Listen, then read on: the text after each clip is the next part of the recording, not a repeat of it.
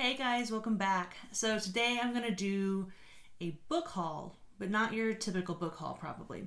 What I'm going to show you today are all used books that I went and purchased for my brother. So I am the oldest of 5 siblings, and all 4 of my siblings are, honest to goodness, my best friends. Like, we talk every day. We have so much fun. They're just the best. But my oldest brother, Benjamin, recently in the past, 4 or 5 months or so, really got into reading as a hobby. As you can imagine, this has made me very, very, very happy because we never lacked for things to talk about. But now we honestly call each other every day and talk for like an hour about what we've been reading, what we want to read next. It's just been my dream come true, basically. So I wanted to take it upon myself to really get his home library stocked. And I was able to do that because I, over the years, have become pretty savvy with shopping for used books. So I'm going to show you what I got him, kind of my thinking process behind some of that, but also share with you some tips and tricks I have on picking up very inexpensive used books. Because everything I'm going to show you today, my total for the day of shopping was $36. So here we go. So I do live I live in the country. I live in the middle of nowhere, but all of the towns surrounding us are very, very, very, very small. So there are no used bookstores around me. When I want to go book shopping, I have to travel about an hour, a little over that, just to get to like a medium-sized town. But luckily, my closest town is Joplin, Missouri, and they have 2 or 3 decent little bookstores. But they also have a Goodwill and a Salvation Army. So I'm going to show you where I got all these and kind of tell you my tips along the way. First of all, let me just get this out there. Everything I picked for him is reading quality, and that's about it. Nothing, for the most part, is really in great condition, but I'm starting him out the way I started myself out. When I built up this library, I owned like maybe a dozen books, and I wanted everything right away because I wanted to have the options in front of me. Like, whether I was in a mood for reading fantasy or sci-fi or taking a break from that and reading something else, like, I wanted to have books at home. Like, I just really like that, and he is wired similarly. So I wanted to get his home library just really stocked. And the concept I had when I was starting to build my library was I'm going to get them on my shelf first. Like, I don't care what the condition is. I don't care what the edition is. I don't care if they match. I just want them on my shelf. But then as I read them, if it's something I love, then I give myself permission to start seeking out a nicer copy, either a brand new copy or just like the edition I know I wanted or something like that. So everything you see behind me usually wasn't the first copy of it I bought. I would usually find it for 50 cents or $4 or something like that, stick it on the shelf, read it, enjoy it, and then replace it as I go. So that's kind of the mindset I had for him as well. So the first place I stopped was a place in Joplin, Missouri called Always Buying Books, and their paperback books are $1. So I got all these Stephen King books for him because he loves Stephen King, as he should, of course. So the other day I suggested The Shining to him because he was going, I'm in the mood for some Stephen King. What should I read next? And I said, get The Shining. He didn't own a copy of it, so as soon as I saw this one, I had to pick it up for him because it's $1 and it puts it on his shelf. Now, like, what is this cover? I've never even seen this version before. It's not that pretty, but listen to that flop. Like, that's in good reading condition, and he is going to love it when he reads it. So what's it matter what it looks like? And then maybe for Christmas or his birthday or something, I'll keep my eyes peeled for a really nice cover because I know he's going to want to upgrade this one. I also got him Needful Things, which is not a book I've read, but it's one I plan to read. So this already is setting me up for a really fun buddy read that we can do together. I've heard great things about this book. It's just one that I haven't gotten to yet. So him and I are definitely going to read this together. Along the same lines as Needful Things are these two. So we have Richard Bachman, The Regulators, and Desperation by Stephen King. I haven't read either of these, but I really, really want to. So I already have copies of these. But when I saw them on the shelf, I thought, I'm going to get those for Ben so he can own them and we can read those together as well. So when you buy books for people, you're automatically setting up somebody to have that experience with, whether you read it for the first time with them or if it's just a favorite that you buy for somebody so that you can set them up to have that conversation with you later. I think buying people books is a great idea, and it's a way to like secure future conversations and exchanges. So I like that. And I didn't want to go too crazy to overwhelm him, so I got him 3 more Stephen King books. And this is a great example of what I'm saying, guys. Look, this copy of The Dark Tower does not match these copies of The Wasteland and Drawing of the Three. I got him the first 3 books in The Dark Tower because I am sure that he is going to really like that series. And I do hope he reads a couple more things before he gets there, just to kind of set him up for his journey with to the Dark Tower. But I figured they were there, they were $1 each, why not? So once again, like, I wish I could have found all 3 in this version, because again, they're clearly used, but they're in pretty good condition, very readable, sturdy. But I couldn't find the Gunslinger in that same edition, so I just got him this one because it was sitting there, and it looks brand new. It's very nice. Like, what a great way to spend $1.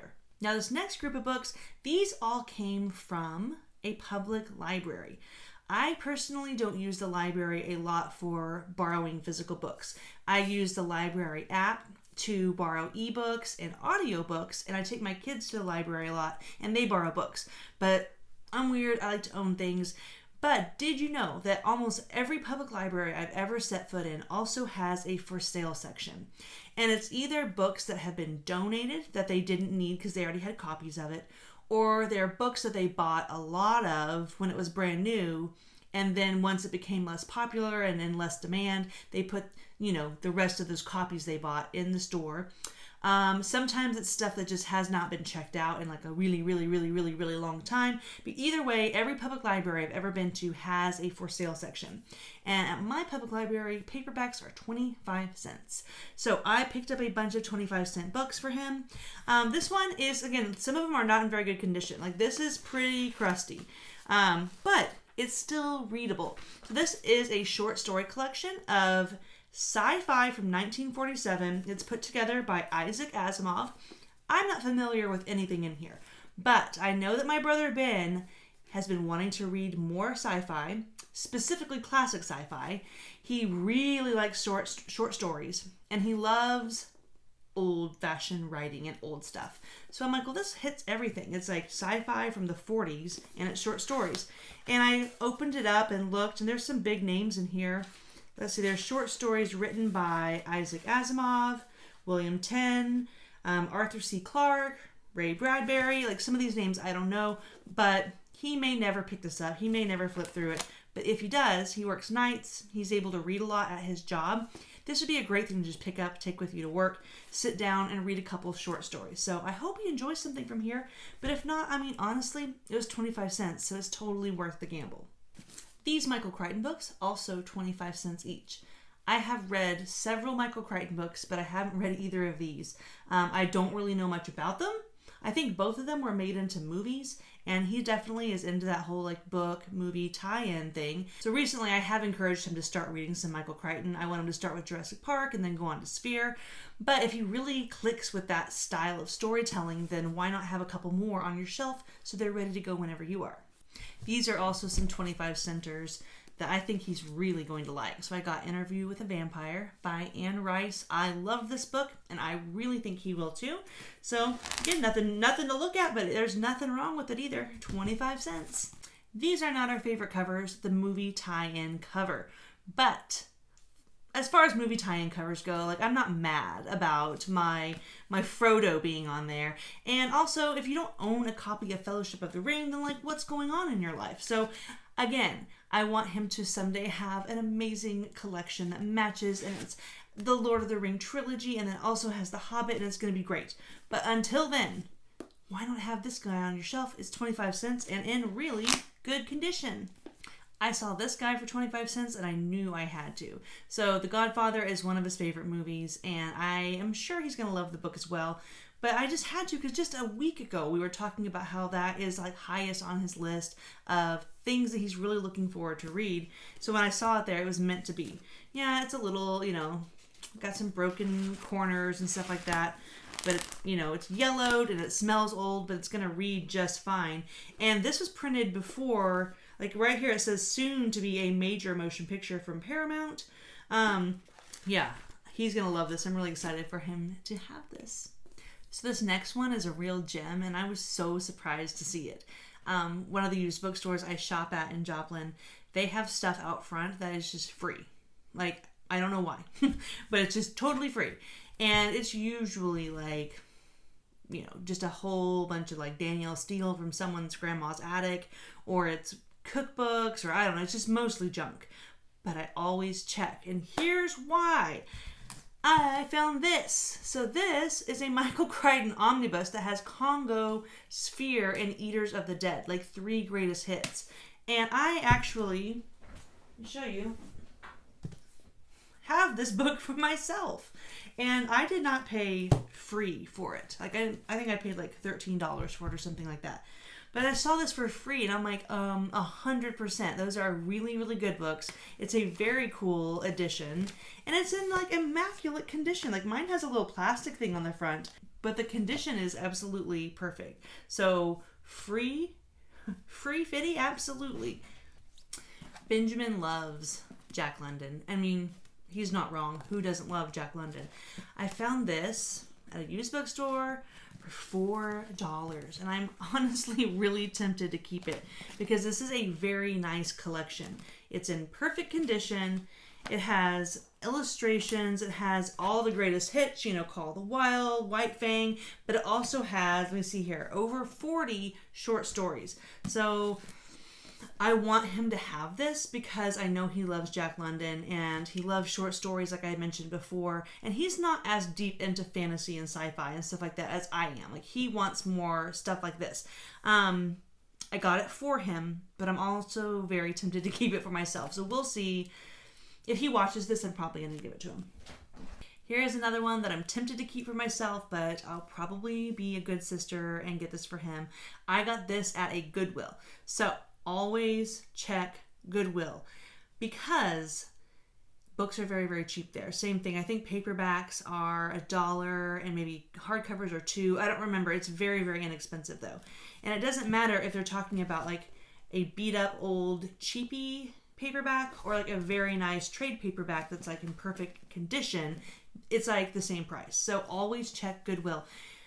I have walked out of a Goodwill with nothing in my hands over and over and over and over again. Like I usually don't find good books at Goodwill, but when I do, I don't regret all the times that I struck out, because if 8 out of 10 times you walk out with nothing, but every now and then 20% of the time you walk out with something amazing, it's totally worth just pull in, run to the book section and just check real quick. Anyway, this is the Mars Trilogy, which is Edgar Rice Burroughs and the first 3 books out of the John Carter Barsoom series. I read these, earlier this year and last year some. I have the entire collection on Kindle, so I don't need this book, but I really want to keep it. It's so nice. The reason I'm going to give it to my brother, though, is because I think he is going to love these. Like, he is going to love the fact that it's just straight up fun adventure fantasy. It's a cool, muscly dude saving a hot chick in a metal bikini. Like, it checks all the boxes, but also it was written in like the 1870s, and it's just fascinating and mind-blowing to me that it's that old. He's going to love it. Like I said, he loves stuff that is old-fashioned, classics, over 100 years old. It's totally his favorite preference when it comes to writing style. So I already know he's going to like those. I'm going to be a good sister and give him that book, even though I do want to keep it. This one was another freebie, and I honestly just picked it up because I thought it was kind of funny and because I think it'll look cool on his shelf, because he, like me, really enjoys that like super corny 80s style fantasy, or even earlier than the 80s, honestly. Anyway, this is Battlefield Earth by L. Ron Hubbard. Have you read this? I'm curious because I know that L. Ron Hubbard is not taken super seriously as an author anymore because of, he's more famous for other things. But like, this is a big time science fiction book, right? I do remember roughly the John Travolta movie and not being that impressed with it, but not being impressed by a corny John Travolta sci-fi movie doesn't necessarily mean I'm not going to like the book, because let's just be honest, like a lot of times sci-fi and fantasy do not get great movie adaptations, so I'm not going to let that one being kind of cheesy turn me away from this if you guys are saying, hey, actually that's a pretty good science fiction book. Anyway, I got it because it was free and I thought it was kind of funny. It has a really crazy cool cover, And I don't know, it's just kind of a random thing to have on your shelf, right? For free. I did get something else, and it was for me to keep for myself. So, I mean, I don't know, I might organize some sort of a book haul video for my own stuff to show you guys, but I just wanted to show you that the little bit of hard work and dedication and putting your mind to it. And if you don't care what they look like, if you're buying books to beef up your home library, have options, and just have them on hand for readability and not for aesthetics, then you gotta check out all these options for used books. Like I said, find, thrift stores. Even if they're not just bookstores, a lot of times flea markets and thrift stores will have books just all over the place, stuck in little cubbies and stuff. I found lots of stuff that way. Used bookstores, obviously. But check out your library. You don't have to borrow stuff from the library. They usually have stuff you can buy as well. And then never pass a Goodwill or a Salvation Army without pull in, run in, see what they have. It might be nothing, but it also might be something. So I hope these tips helped. I hope my brother likes these books that I got him. But more than anything, it's just really fun for me to shop and, not feel so guilty about it. It's not even for me, it's a gift, right? So thanks for watching, and I'll talk to you guys later.